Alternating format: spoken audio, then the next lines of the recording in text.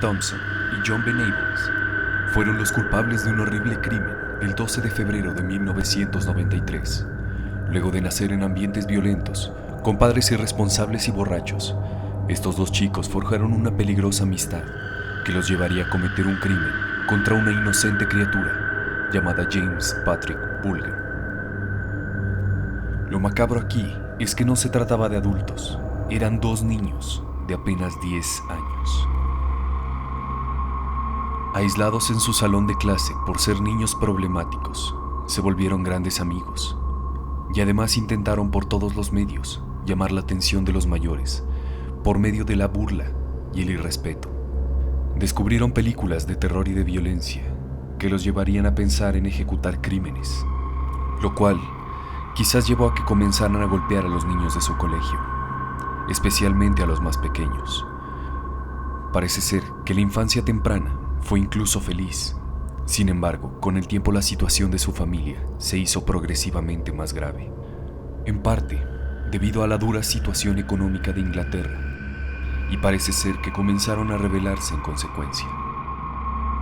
El 12 de febrero de 1993, James Patrick Bulger acompañó a su madre al centro comercial para comprar algunos víveres. Fue ahí donde se vio a los niños por primera vez en las cámaras al acecho de la criatura. En un descuido, la madre entró a una carnicería, dejando a su hijo en la puerta, donde sería agarrado por Thompson y Venables para luego llevarlo a una estación de tren. Ahí lo golpearon fuertemente. No tuvieron compasión con el pequeño.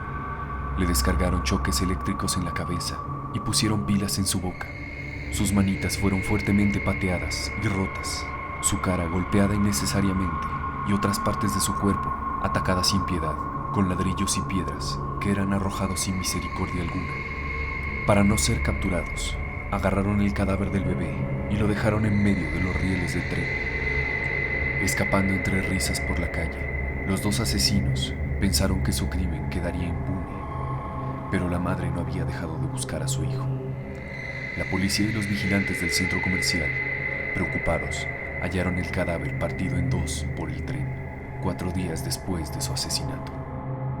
Solo fue cuestión de ver las cámaras e identificar a los maleantes para encerrarlos y hacerles un juicio criminal por los actos cometidos contra el pequeño James. El proceso fue largo y bien documentado por la prensa de la época.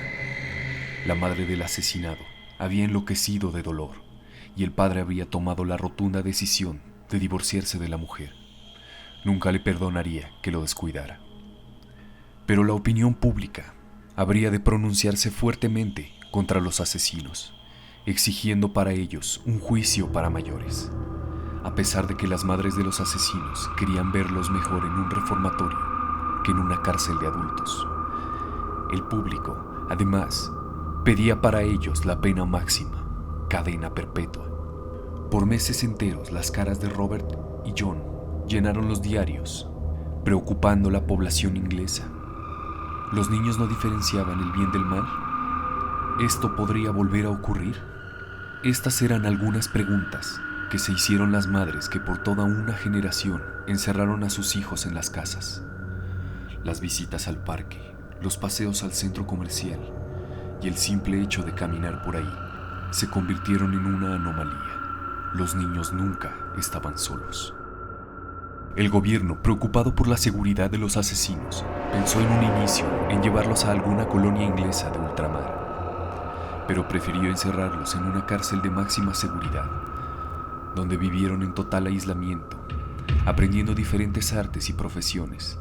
Es más, los asesinos terminaron sus estudios de secundaria y se comportaron excelentemente.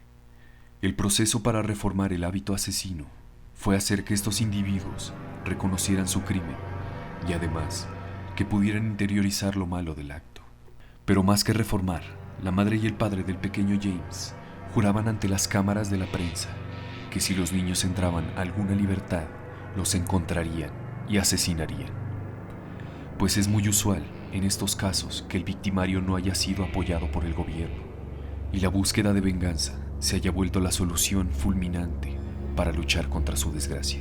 Efectivamente, los niños quedaron en libertad. Para protegerlos, el Estado inglés invirtió miles de libras esterlinas para cambiar todo de ellos, sus nombres, sus historias y toda su vida, además de los lugares donde vivían, y se les delegó profesiones, aunque siempre tuvieron la libertad condicional. Nunca fueron encontrados, aunque en ocasiones se intentó reconstruir sus caras luego de 12 años de crimen, pero fue muy difícil hallarlos. Incluso bajo pena, fue prohibida la búsqueda de estos criminales por parte de cualquier civil. Muchos años después, la prensa encontraría que uno de estos niños posiblemente se le devolvió a la cárcel por seguir cometiendo actos ilegales. John Benitez desarrolló una red pornográfica infantil y fue capturado, pero de Robert Thompson nunca se volvió a saber nada más.